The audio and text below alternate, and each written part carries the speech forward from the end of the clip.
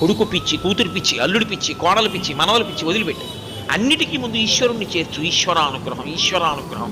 ఏమిటి నువ్వు సాధించేది?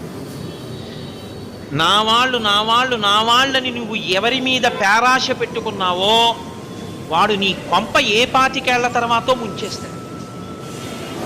నేను పరమ యథార్థం చెప్తాను. కొడుకు కొడుకు కొడుకు కొడుకని పేరాశ పెట్టుకుని పిచ్చెక్కిన వాళ్ళు నాకు తెలుసా అండి. నేను ఈ మాట అందుకే చెప్తున్నాను. ఒక వృద్ధాశ్రమానికి ఒకనకొకప్పుడు మీరు చెప్పిన రామాయణ ప్రసంగాలు వినడానికి వస్తుంటారండి వీళ్ళందరూ వ్యాన్లో. ఒక్కసారి వృద్ధాశ్రమానికి రెండంటే నేను ఒక వృద్ధాశ్రమానికి వెళ్ళాను.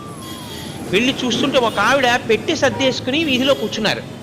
నేను ఆ వృద్ధులందరినీ పలకరిస్తూ అలా వచ్చేటప్పటికి ఆవిడ అన్నారు, నేనేం ఆవిడని అడగలేదు. ఆవిడ అన్నారు, అయ్యా నన్ను తీసుకెళ్ళిపోవడానికి మా అబ్బాయి వస్తున్నాడు ఇవాళ, అందుకని నేను ఇంటికి వెళ్ళిపోతున్నానండి, నేను పెట్టి సర్దుకున్నానారా. అమ్మ చాలా సంతోషం అమ్మా, ఇన్నాళ్ళు ఇక్కడ ఉన్నారు, మీ అబ్బాయి తీసుకెళ్ళిపోతున్నాడు.